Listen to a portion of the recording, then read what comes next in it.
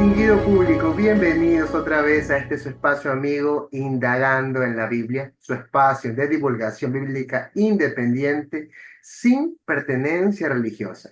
Les comento que hoy tenemos un tema muy interesante con un gran invitado. Vamos a hablar acerca de la muerte de Jesús, pero desde la arqueología. Vamos a revisar este tema muy interesante, un análisis distinto a lo que hemos venido haciendo. Bueno, y para ello he invitado a mi amigo, el profesor Henry. ¿Cómo estás, querido Henry? Bienvenido a Indagando en la Biblia. Hola Alonso, ¿qué tal? Para mí es un honor que me hayas invitado a tu canal, al cual admiro mucho, respeto y sigo. Así que para mí es un honor estar entre ustedes. Gracias, querido Henry. Bueno, me alegra mucho. Yo hace tiempo te invité, me acuerdo, y hemos, bueno, tratado de que estés en el canal y hoy se ha dado la oportunidad, querido amigo. Y muchas personas se preguntarán, bueno, ¿quién es Henry? ¿Cómo lo conociste, Alonso? Bueno, quizás él quiera hablarnos un poquito sobre él, sobre su instituto, un instituto bastante importante que está ofreciendo ahora actualmente licenciatura en ciencias bíblicas, ojo, desde una perspectiva estrictamente académica, bueno, pero también con gran acogida para el público creyente. Y también una maestría en arqueología bíblica, como se conoce también en la academia, arqueología de Levante, ¿no? Así que, Henry, por favor, háblanos un poquito sobre ti primeramente. Claro, yo creo que a todos se nos hace difícil, ¿no? Pero comienzo diciendo de que soy casado hace ya Bien. casi 17 años. Tengo un hijo también, un joven, y soy chileno, soy chileno. Vivo aquí en Dallas hace 10 años y me lo he pasado toda mi vida estudiando, desde los 19 años que me fui, dejé mi hogar allá en Chillán, Chile, y me fui a Santiago de Chile. Desde los 19 años ya he estado toda mi vida, casi 20 años estudiando. Tengo mi pregrado en teología y después saqué otro pregrado en ciencias sociales. Después, otra vez me fui a la teología a sacar, ¿cierto?, mi maestría en teología y también en arqueología bíblica, hasta que después ya saqué mi tercera maestría en arqueología, como dices tú, de el Levante, o en este caso, ¿cierto?, am, de a la zona de Palestina, como se conocía antes, pero desde Will Dever, que se cambió, ¿cierto?, hacia Ciro-Palestina o el Levante. Y bueno, después me seguí en la teología, terminé mi doctorado en teología, pero ahora lo quiero complementar con mi doctorado en arqueología del cercano oriente en Lipscomb University en Nashville, Tennessee. Así que estoy ahí. Para los que no saben, la carrera del doctorado de arqueología es de las más largas. Tengo compañeros que llevan 14 años estudiando el doctorado. Tengo otros que llevan a 17 años u otros 8 años porque es tan larga, dado que uno tiene que incluirse en un trabajo allá en los países, ¿cierto?, del cercano oriente y poder sacar, ¿cierto?, resultados, análisis. Después tienes que sacar, ¿cierto?, algunos papers. Después de los papers tienes que trabajar en publicaciones y después de las publicaciones ya puedes trabajar en tu tesis. Es muy complicado. Yo he estado hace años trabajando en Israel, en Chipre y ahora ya me acredité para poder el próximo año, si es posible, el poder ir a Jordania también a excavar a ese precioso país. Así que soy de profesión, yo siempre he dicho de profesión arqueólogo y obviamente soy aficionado a tal vez a la teología, si se puede decir así. Qué bueno. O sea, estamos hablando contigo porque tú has estado en el campo. Porque, bueno, yo puedo decir ser de arqueología porque he leído un par de libros. Pero en este caso tú has estado allí, bueno, en la región y todo lo demás, excavando y todo lo demás. Exacto, he estado para poder excavar en Israel tienes que estar con una universidad en Israel. Estoy con a la Universidad Ariel y que tiene convenio, ¿cierto?, con mi universidad, Universidad Lipscomb University en Nashville. Y para contestar tu pregunta, sí, justamente este año, debido a el tremendo anhelo de mucha gente de estudiar ciencias bíblicas.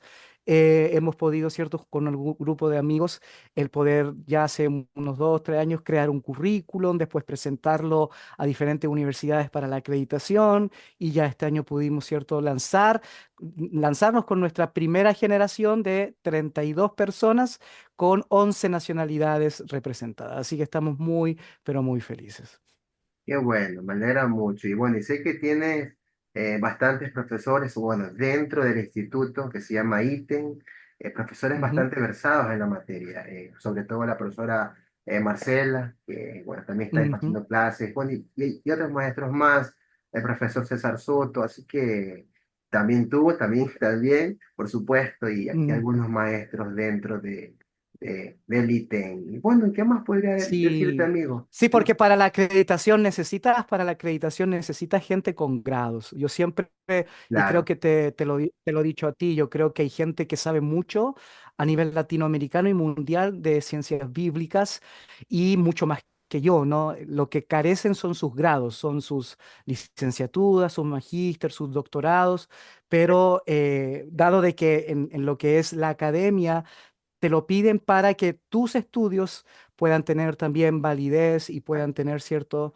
también un soporte en los diferentes ministerios de educación de los países latinoamericanos. Pero siempre he dicho, hay gente que tal vez sin tantos grados académicos, pero que conocen un montón. Sí, conozco algunos amigos que, wow, uno dice, y esta gente, Mm. pero no, son personas que leen y leen mucho, y han leído muchísimo, Ajá. y de verdad que Ujú. conocen bastante. Y bien, querido Henry, ¿de qué vamos a hablar hoy? Yo ya di el título, pero quisiera que nos pongas un poquito en contexto, y de allí, bueno, a pasar con la ponencia. Sí, claro que sí. Hoy vamos a conversar de forma muy breve. Voy a, cierto, solamente exponer un tema. A nosotros los arqueólogos tenemos que presentar 200 diapositivas en 10 minutos. ¿Qué te parece? Así es todo el tiempo que nos dan. Complejo, Entonces, sé cómo claro, hacen. entonces estamos acostumbrados a hacerlo bien, bien rápido, ir al grano. Y hoy vamos a hablar sobre la muerte de Jesús, pero no desde el campo teológico, ni mucho menos. Tampoco lo vamos a abordar desde la filología, sino que lo vamos a abordar desde la arqueología. Y es bueno que tus seguidores sepan de que uno puede presentar un tema histórico de diferentes puntos de vista y de diferentes métodos históricos y académicos.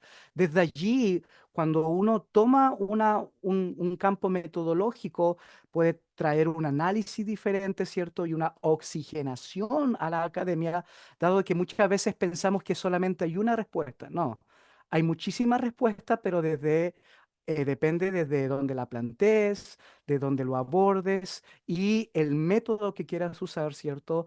Para poder contestar. Así que el día de hoy, como mi campo es la arqueología, voy a plantear la muerte de Jesús desde la, cierto, arqueología. Y esto es muy importante mencionarlo, dado de que muchos de ustedes han escuchado muchísimas diferentes respuestas, pero desde otros campos, desde la teología, desde la filología, ¿cierto? Desde lo que se ha escrito, especialmente clásica y un tanto, ¿cierto? Un poco oriental en la Palestina del primer siglo.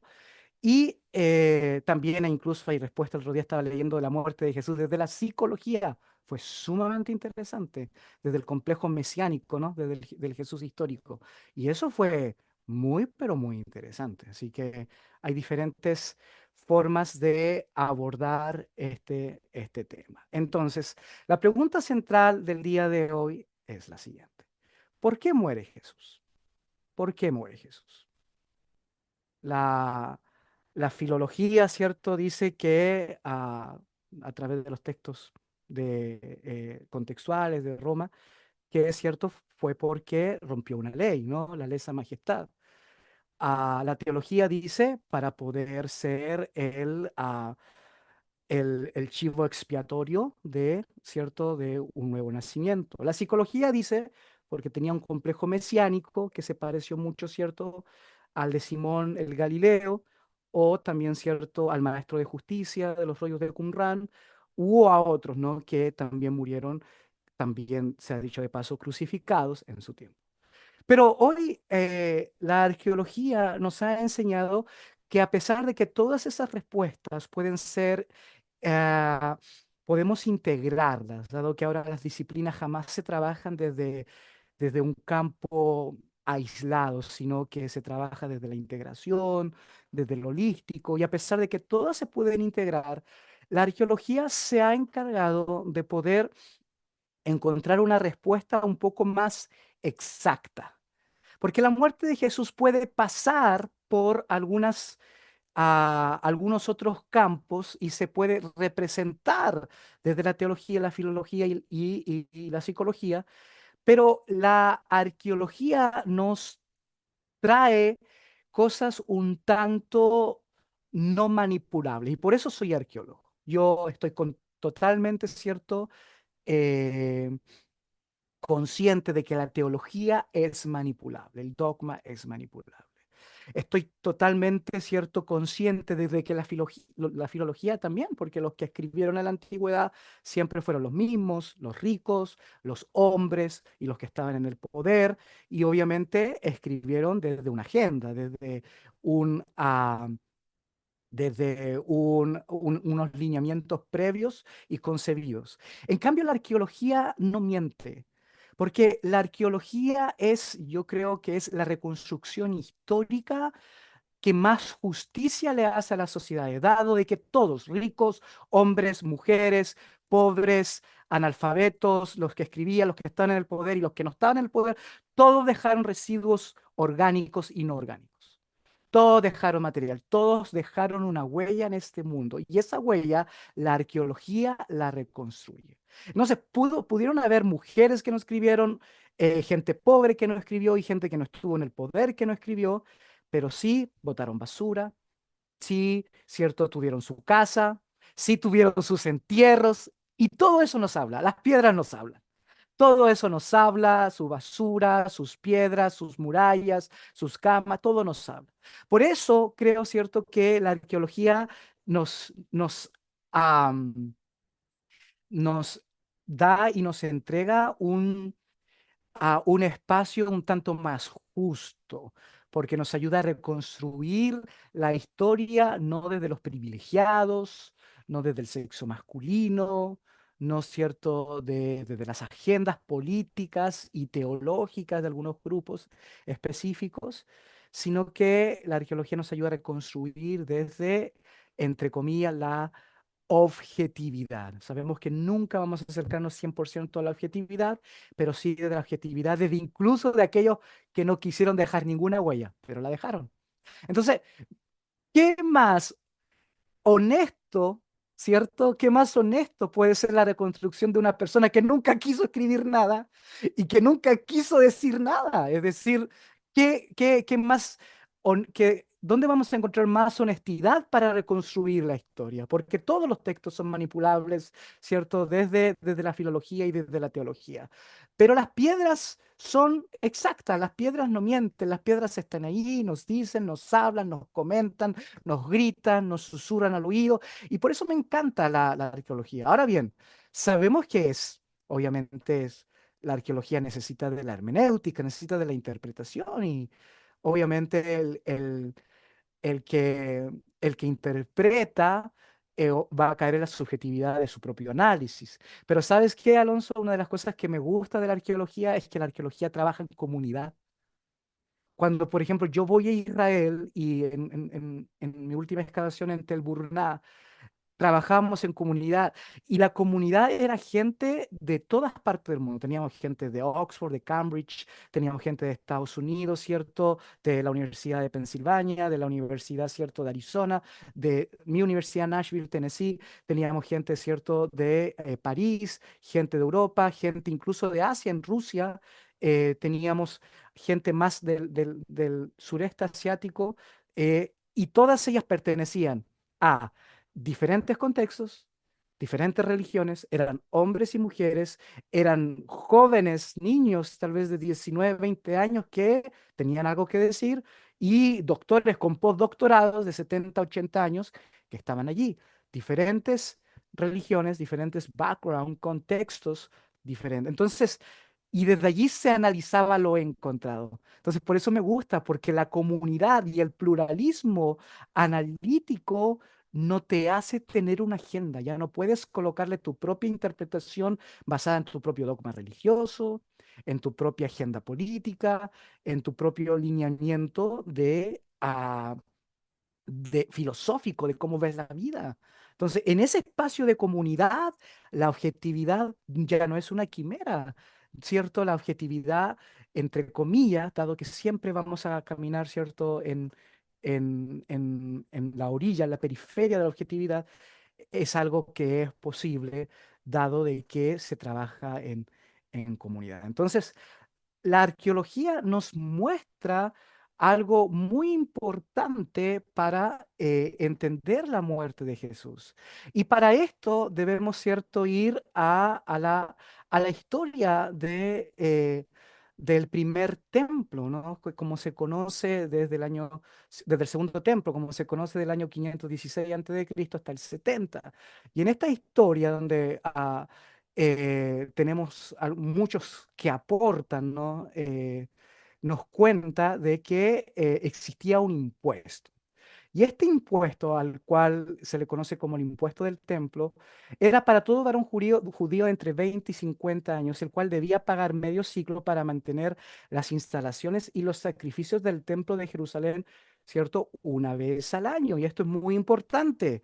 Porque recuerden ustedes, desde que, y Flavio Josefo nos cuenta esto, desde que Mark Anthony o Marco Antonio se hizo amigo, ¿cierto?, con el joven Herodes, no el viejo Herodes, sino el mismo personaje, pero cuando era joven, cuando tenía ese ímpetu de poder hacer conexiones políticas, Mark Anthony recibe la ayuda de Herodes, pero también a Marco Antonio le da una exención de impuestos a este hombre que él obviamente lo usó. Sin embargo, el templo que este mismo hombre, ¿cierto? No rediseñó, pero remodeló, esa es la palabra, remodeló, también pedía su propio impuesto, dado de que los judíos y algunos grupos estaban exentos del tributo a Roma.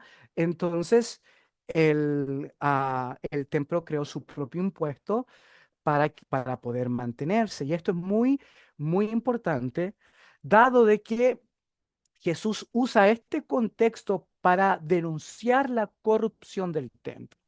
Nosotros sabemos que tenemos que siempre separar, ¿cierto?, al Jesús teológico que encontramos en el Nuevo Testamento y al Jesús, ¿cierto?, histórico. Pero este Jesús histórico pareciera ser que en el primer evangelio que se escribe en Marcos capítulo 11, versos 15 al 18, denuncia la corrupción de este impuesto, donde al parecer la usura, al parecer, ¿cierto? las, ah, los intereses, el cambio, el texto bíblico nos habla, ¿cierto?, de los cambistas, el cambio era mucho más de lo que realmente se pedía. Entonces Jesús, haciendo alusión tal vez, ¿no? Y esa ya es una mirada de la teología, ¿no? Tal vez haciendo una reconvención del mismo ministerio del profeta Jeremías, denuncia al templo y le dice, ¿cierto?, que son unos ladrones y el texto nos, nos hace eco de lo que Jeremías hizo, ¿cierto?, a principios del siglo sexto, antes, ¿cierto?, de Cristo, antes, ¿cierto?, de la destrucción de Jerusalén, con el rey Sedequías y todos, ¿cierto?, los sacerdotes de ese tiempo. Y Jesús comienza, y aquí hay un autor marrón que dice que comienza a expulsar del templo a los que compran y venden de una forma de un carácter muy muy profético, ¿no? Y a Bart Ehrman, que es uno de los grandes especialistas del Jesús histórico y de los estudios de los orígenes del cristianismo, nos va a hablar, ¿no?, de que este, este Jesús denuncia y tiene esas ciertas características del profeta apocalíptico. Ahora, Eva nos habla de que esa denuncia es una denuncia que afecta el sistema del templo. Aquí quiero hacer un alto, porque recuerden lo que nos dice Flavio Josefo. Flavio Josefo nos dice de que existen diferentes sectas religiosas y diferentes formas de interpretar la Torá y, ¿cierto? La religión judía. Y en una de esas, ¿cierto? Tenemos, ¿cierto? A los conocidos fariseos, pero los que realmente estaban encargados del templo eran los saduceos.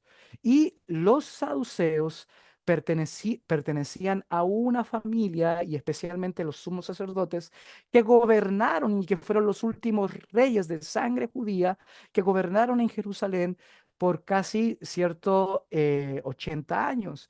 Y estamos hablando de la familia Asmonea.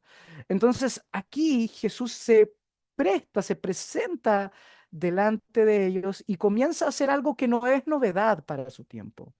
Pues recuerden que los grandes eh, opositores del sistema del templo eran los esenios, especialmente los habitantes de Qumran. ¿Cómo sabemos todo eso? Bueno, porque a través, ¿cierto?, de sus escritos, especialmente del rollo del templo y otros más, sabemos, ¿cierto?, de que denunciaron al templo. Es decir, la denuncia al templo, su usura, su corrupción, no es novedad para el Jesús histórico, lo ha escuchado. Y ustedes saben, ¿cierto?, que desde a diferentes personajes ah, em, que abordan el Jesús histórico, siempre se ha encontrado una afinidad del Jesús histórico con los habitantes de Qumran. Y digo los habitantes de Qumran para no decir los eseños, porque quiero ser muy, pero muy respetuoso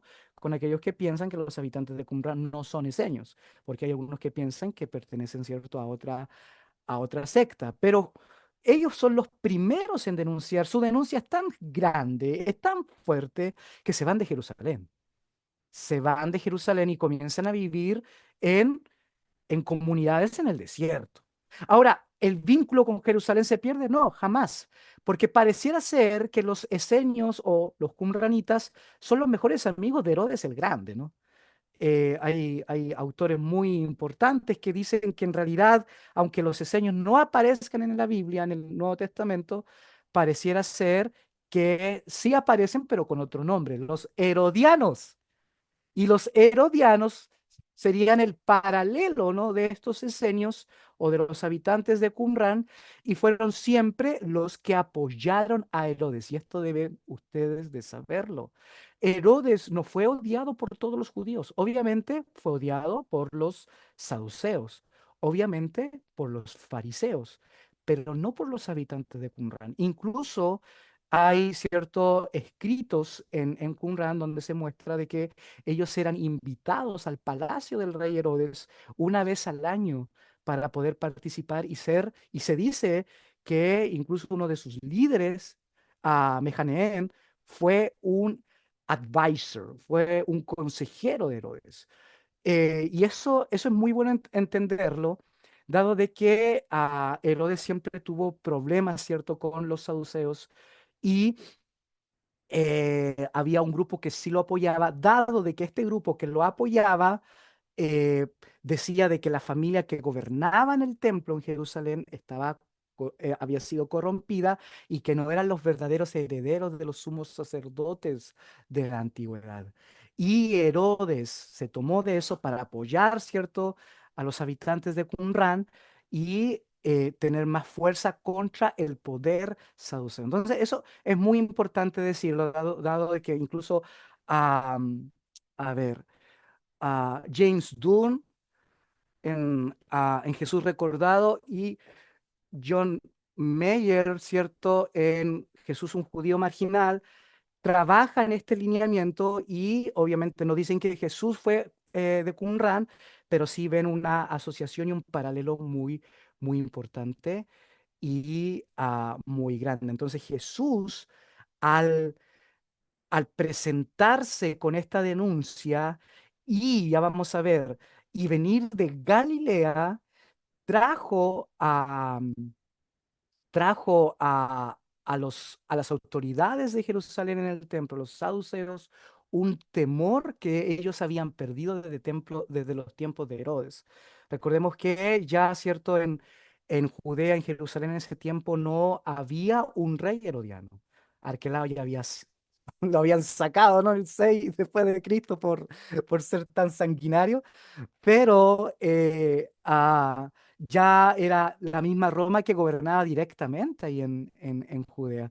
Pero pareciera ser que Jesús estaba alineando con estos otros que vivían en Qumran, y si venía de Galilea y estaba, cierto, haciendo una bola de nieve que podía agrandarse y em, podía em, protestar el poder de los saduceos en el templo. Pero bueno, sigamos, me encanta esto, pero hay que seguir porque todavía no llegamos al tema arqueológico. Bueno, en esta palabra, hay una palabra que usa el texto en Marcos capítulo 11, verso 15 al 18, que habla sobre la destrucción de Jerusalén, ¿no?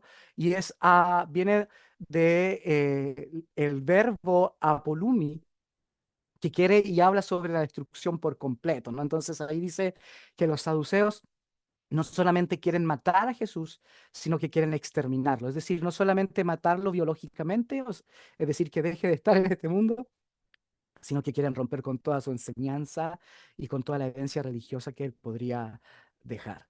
Bien, ahora, este Jesús es condenado a muerte luego de su acción profética de denunciar el sistema del templo, y eso lo sabemos.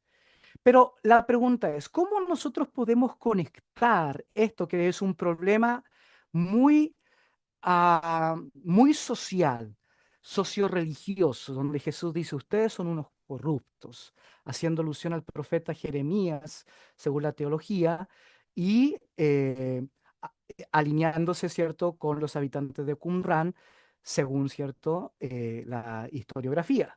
Entonces, si este Jesús es denunciado o es ya sentenciado a muerte, no se puede hacer desde esa esfera. No se puede hacer desde que eh, cierto, denunciando, porque ya recordemos que Judea pertenecía al poder romano. Entonces, no se puede presentar un carácter religioso para matar a una persona en el tiempo de Jesús. Estamos hablando del año 29 o 30, ¿no? Recuerden que la fecha está desfasada. Entonces, no se puede presentar un término religioso. Tampoco se puede presentar un, eh, ah, un término étnico o desde la antropología, donde, cierto, sus propios hermanos que se fueron de Jerusalén, que estaban en Qumran, también dicen lo mismo. Entonces, los saduceos tienen que encargarse de ir hacia otro lado, ¿no? Hacia otro lado. Y es allí donde eh, este tema pasa, ¿cierto?, a ser lesa majestad. Recordemos que lesa majestad es un crimen contra el Estado romano. Tácito, quien vivió del 55 al 120, nos dice, ¿cierto?, que habían cuatro grandes crímenes para lesa majestad: abandonar el ejército, suscitar a seducciones, administrar mal los negocios y los dineros públicos, y deshonrar al pueblo. Ahora, Jesús es sentenciado desde la lesa majestad, sí, sí. Entonces la filología sí tiene razón. Incluso la teología también tiene su apoyo. Pero no se puede vender la lesa majestad dentro del contexto judío. Y eso es lo que yo quiero que ustedes puedan entender. Porque para poder ir a la lesa majestad no estamos saltando un paso. Tú me puedes decir, pero profesor Henry o Henry, como quieras llamarme, ya el paso no se salta porque ya los saduceos o los príncipes, ¿cierto?, que gobernaban el templo ya se habían sentido eh, abordados por Jesús, y ahí ellos lo sentenciaron. Sí, por un lado está bien, pero no podemos ir desde ese sentimiento de corrupción hasta la lesa majestad. No estamos saltando un paso. ¿Y cuál es el paso? El paso es convencer al grupo judío de que Jesús es un criminal. Entonces, la, la antropología o la cierta teología nos dice de que este grupo de sacerdotes, por esta denuncia de Jesús, de esta denuncia profética de Jesús, se siente totalmente confrontado.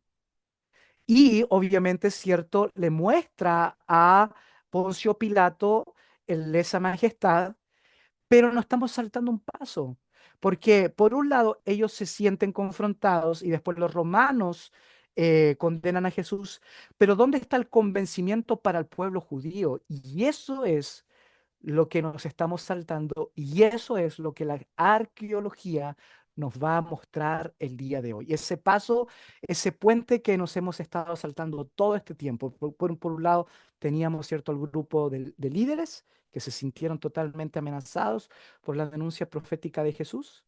Y por otro lado, tenemos esa majestad de los romanos. Pero están los líderes y los romanos. Y el pueblo judío de la época, ¿qué dijo? Y el pueblo judío de la época, ¿cómo pudo sentenciar a Jesús? Y tú me puedes decir, no, pero los sacerdotes y los saduceos fueron los que, no, pero ellos no representaban a todo el pueblo. Entonces ese es el paso que nos estamos saltando y ese paso es muy, pero muy importante. Y sabemos nosotros que ese paso se puede presentar desde el método arqueológico. ¿Por qué?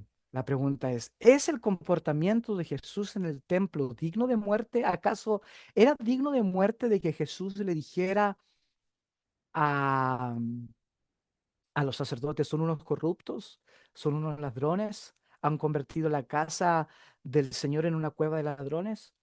No, no es suficiente para poder matar. Recuerden que los judíos no podían matar a nadie.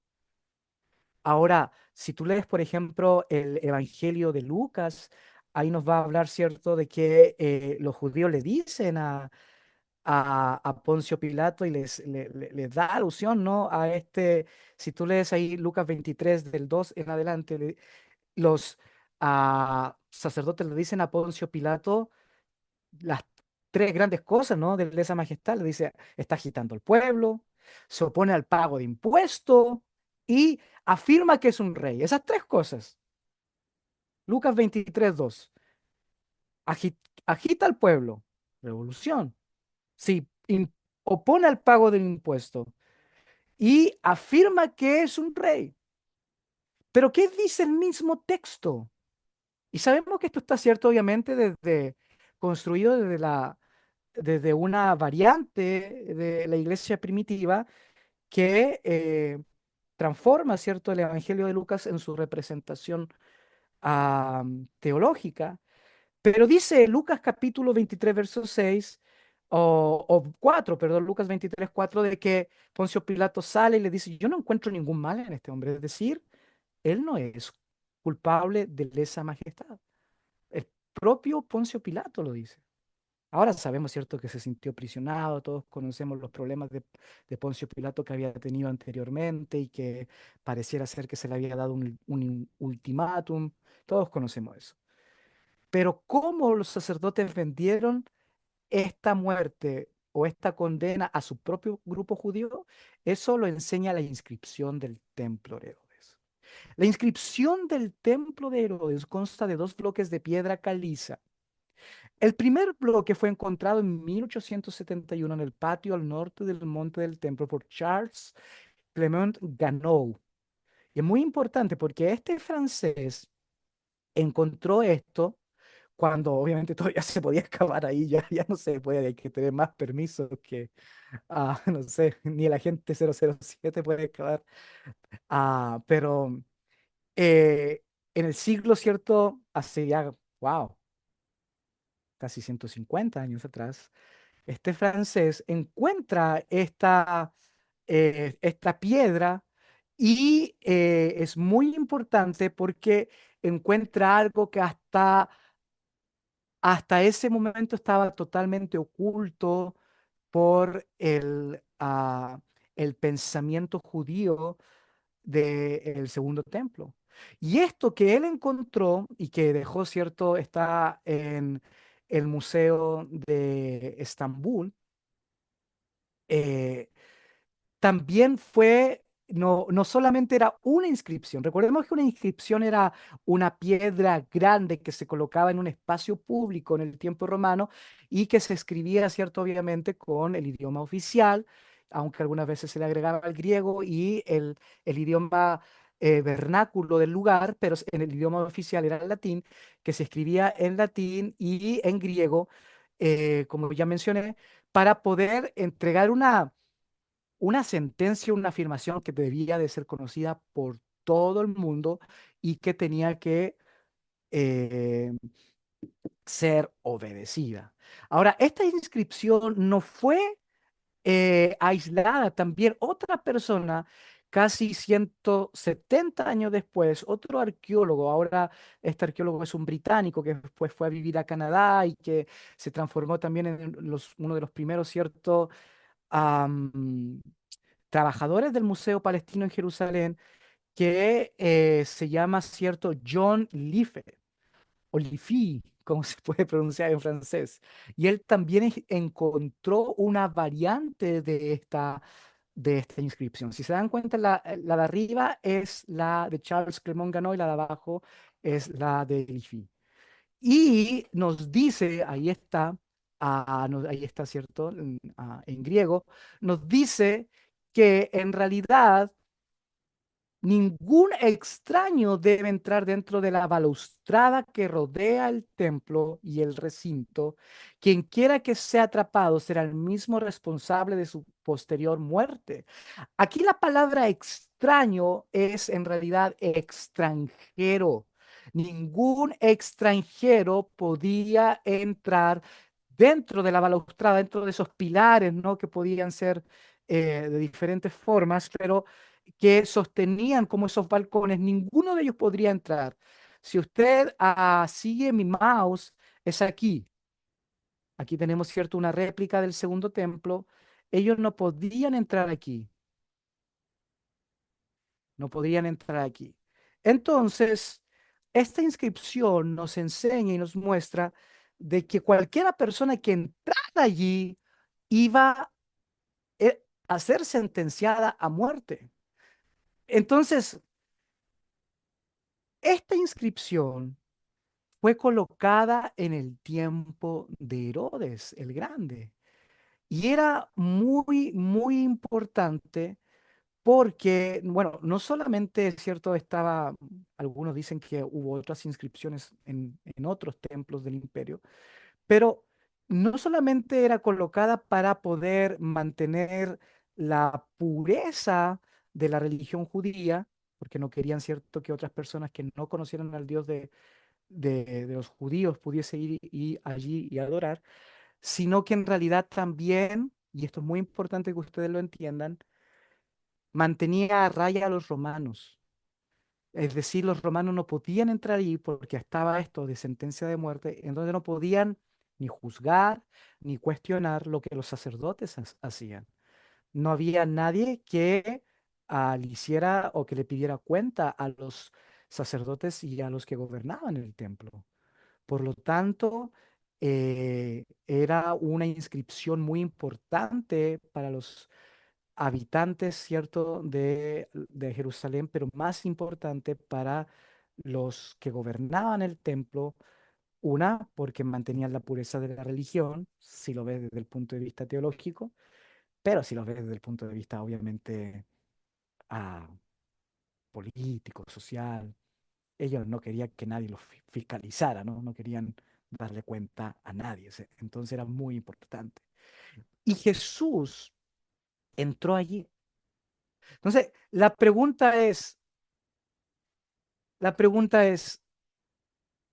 ¿por qué Jesús, por qué Jesús podría ser mirado como un extranjero? ¿No era judío? ¿Acaso no sabemos que una de las teorías de ser Galileo era, o de Galilea era que fue repoblada por judíos en tiempos de los príncipes ammoneos? Sí, sabemos eso. pero quiero que sepan ustedes de que hay un tremendo consenso en que pareciera ser que los sacerdotes miraban a algunos como extranjeros a pesar de que tenían linaje judío. Y en este caso, cierto, Galilea. Porque una de las primeras cosas que se dice cuando los sacerdotes les llevan este caso a Poncio Pilato es de que él viene haciendo un revolú en la gente desde Galilea. Y todos conocemos la historia, que Poncio Pilato se enteró de que era Galilea y se lo llevó a Herodes, Antipas y todo eso. Eso lo conocemos. Pero el tema es que pareciera ser que los judíos consideraban a Jesús como un extranjero. Y esto es muy interesante, porque si al mismo judío, al mismo Jesús lo consideraban como un extranjero y por lo tanto digno de muerte, entonces ellos jugaban con esto de quién era extranjero y quién no era. Ahora, la pregunta es, ¿esta inscripción tiene algunas bases históricas? Sí las tiene.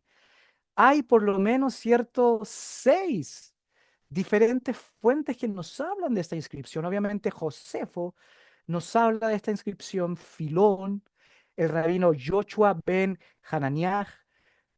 Hoy la Biblia hebrea nos pareciera ser que nos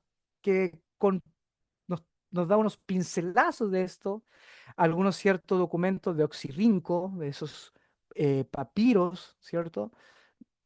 Nos hablan de esto y obviamente el Nuevo Testamento. Si tú te das cuenta, por ejemplo, en Hechos capítulo 21, verso 28, si te das cuenta, a Pablo se le recrimina de que lleve griegos al templo, es decir, extranjeros, haciendo alusión que, ah, que estaba prohibido llevar extranjeros al templo.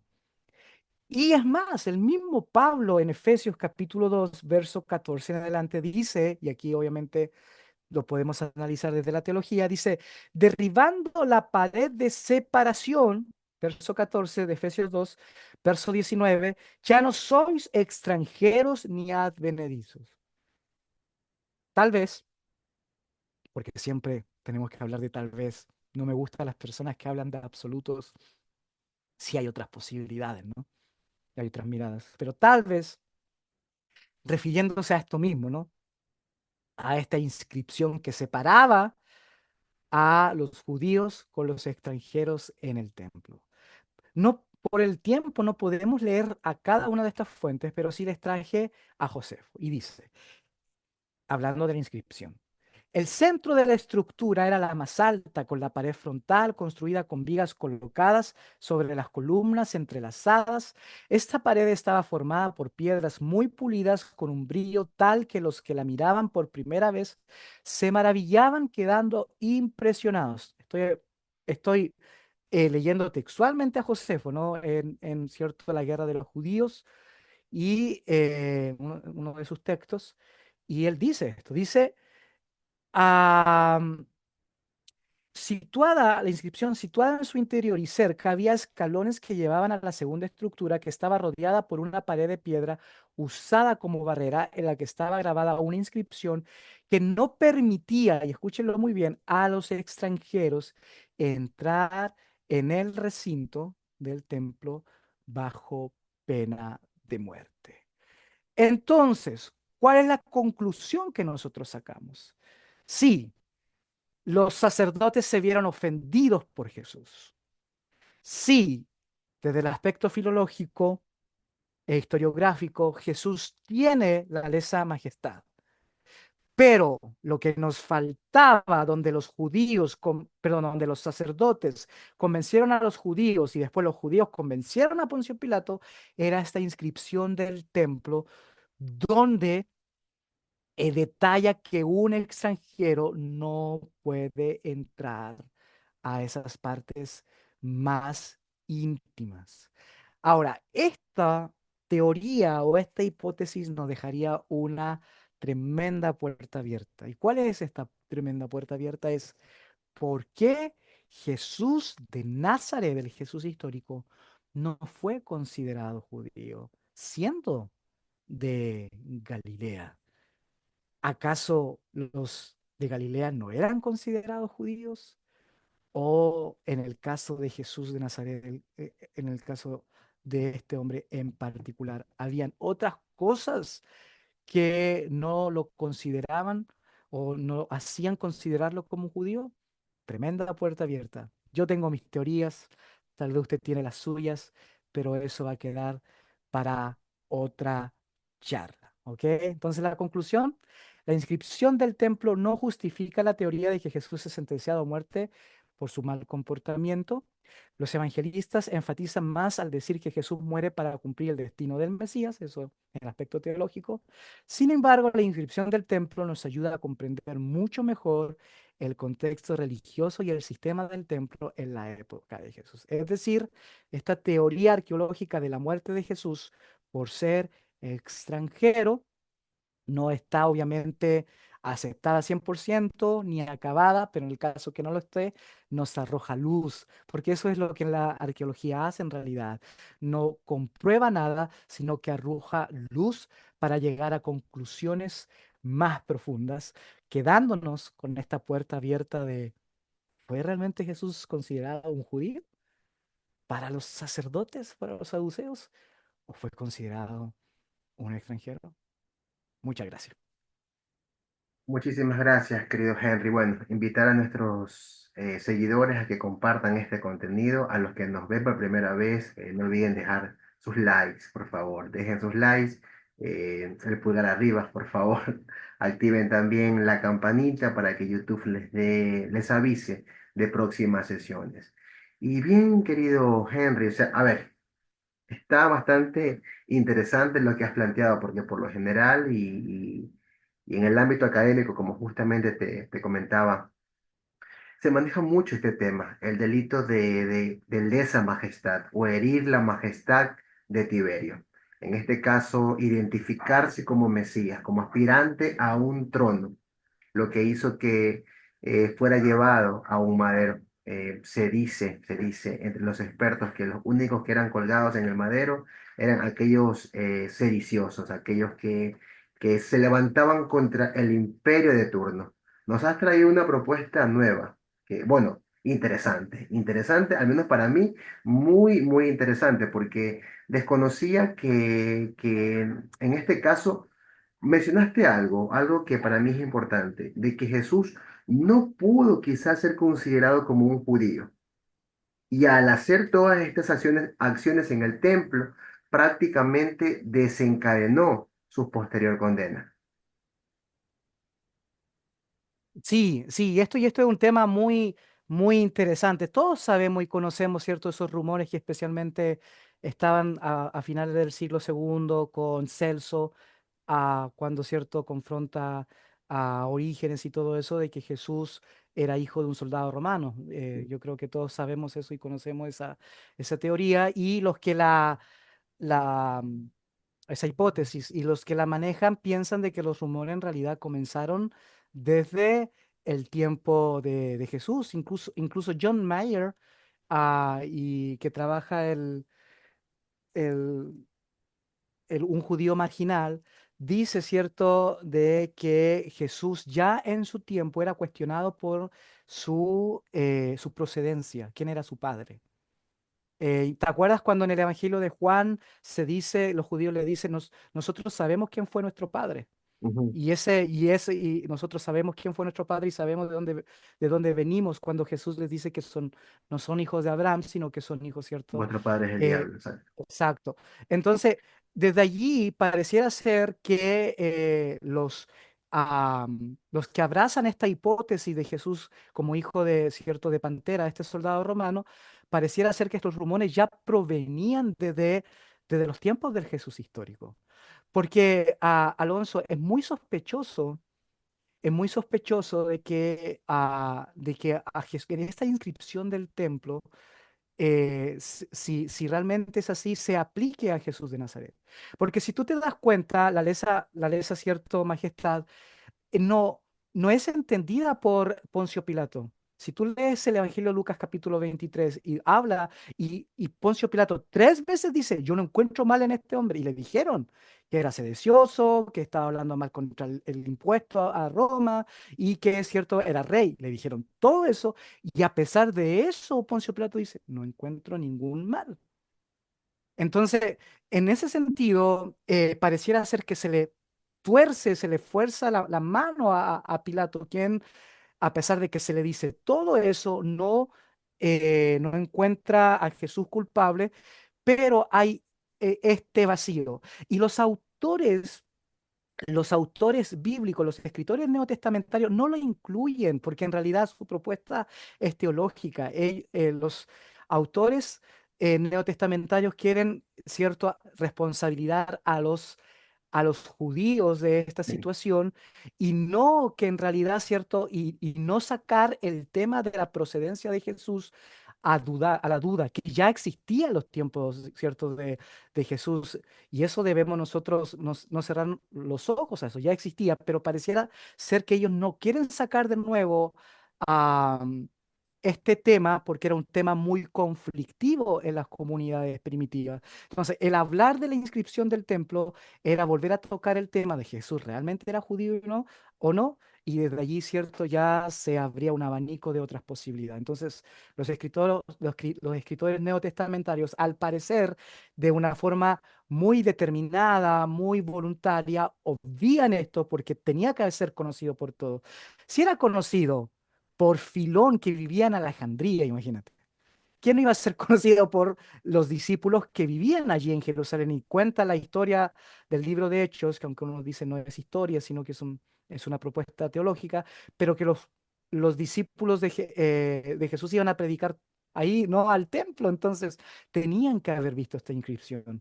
El mencionarla hubiese dado el pie, hubiese abierto la puerta para esta teoría de los orígenes dudosos de Jesús de Nazaret. Perfecto, perfecto, querido Henry. Digo, te voy a hacer otra pregunta que la escribí mientras tú estabas Ajá. dando la ponencia. Mira, yo por aquí tengo algunas preguntitas porque estaba que tomaba apunte con mi teléfono.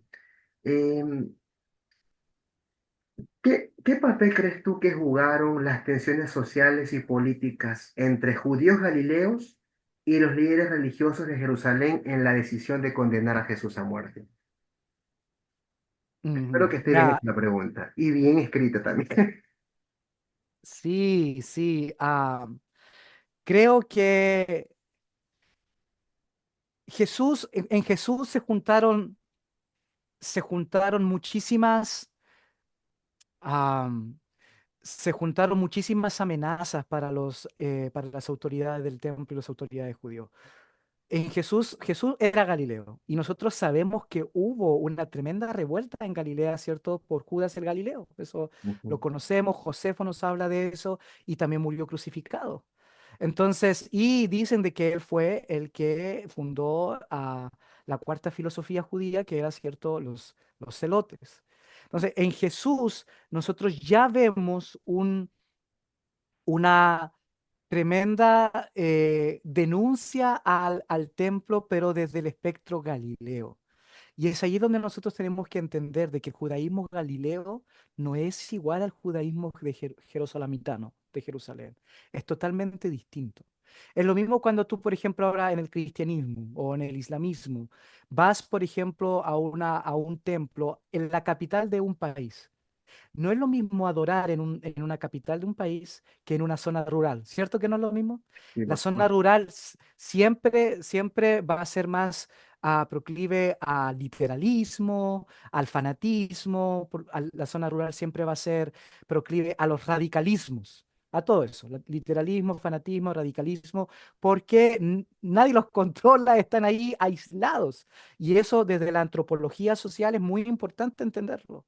Entonces, el fenómeno judío en Galilea era muy especial.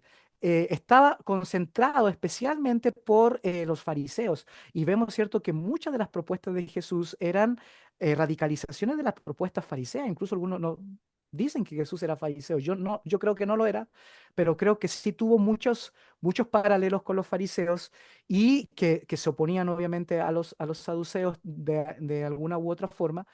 Pero este galileísmo en Jesús es muy importante. Nosotros los arqueólogos, cuando vamos a excavar en las capas de la Palestina de los tiempos de Jesús, ¿sabes qué se encuentra en Jerusalén? Se encuentran cosas que tú ni siquiera te vas a imaginar. Tú sabes que en algunos casos se encuentran cosas que estaban totalmente prohibidas por el judaísmo. Es decir, el judaísmo de Jerusalén era muy débil. Obviamente yo no voy a hacer juicio a la historia. Obviamente yo creo que habían hombres y mujeres muy devotas, pero en realidad era una apariencia.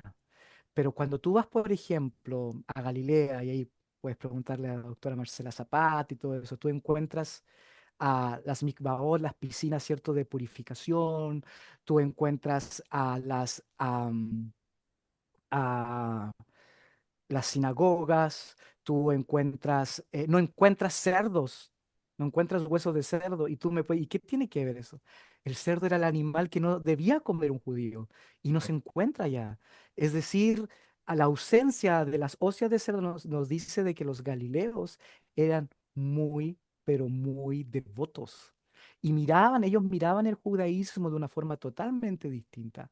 Por eso que nosotros nunca debemos de entender el movimiento judío del Segundo Templo como, cierto, como monolítico, sino que siempre debemos de entenderlo desde el pluralismo. Entonces los galileos eran más fanáticos, más literales, y tenían una mirada totalmente distinta de los procesos de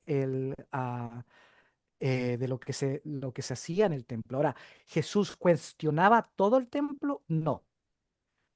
Porque los autores bíblicos nos han dicho muchas veces que cuando sanaba a un leproso, sanaba a cierto alguien, le decía, ve y preséntate como está escrito en el templo y como está la ley de Moisés y el tema de la purificación. Jesús no estaba en contra de todo ese fenómeno, pero sí su propuesta era muy radical. Entonces, volviendo al principio, en Jesús se encuentra el movimiento del galileísmo, pero también en Jesús se encuentra el movimiento del sectarismo que tenemos en Qumran.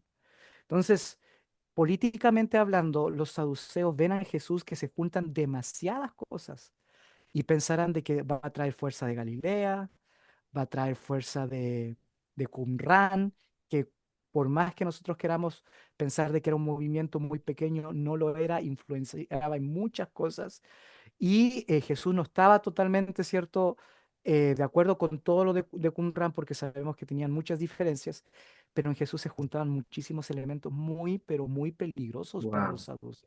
Sí. Es tema, Entonces créeme. esa combinación era muy peligrosa.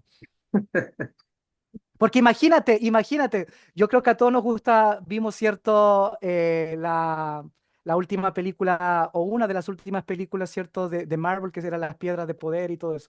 Imagínate, en Jesús se juntan todas esas piedras. Ya ahí haces así y se destruye todo. Y Jesús tenía muchas. En Jesús se juntan muchísimas.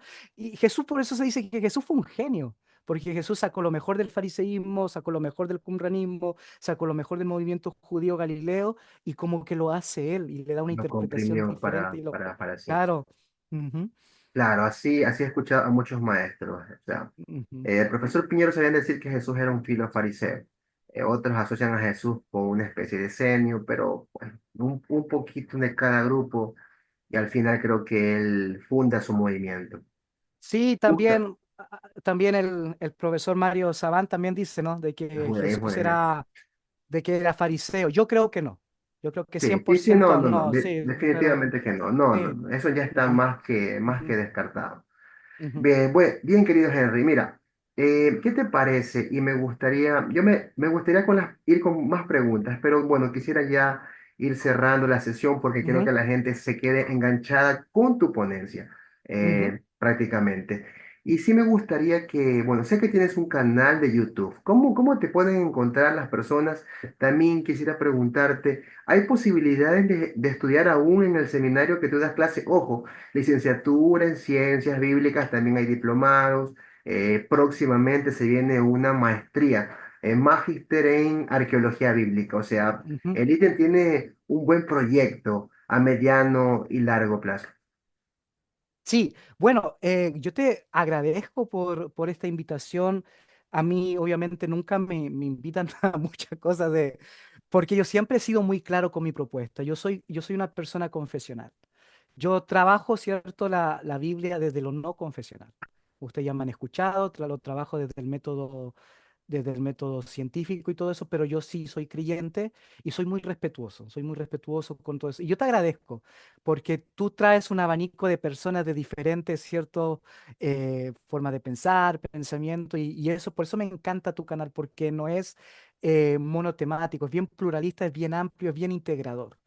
Entonces, para responder a tu pregunta sobre mi canal es confesional, ¿no?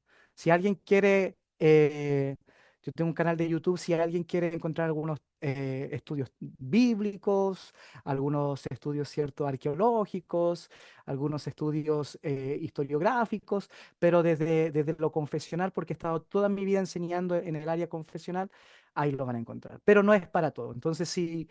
Pero sí lo hago de una forma muy, muy responsable. Yo enseño la Biblia como si Dios no existiera.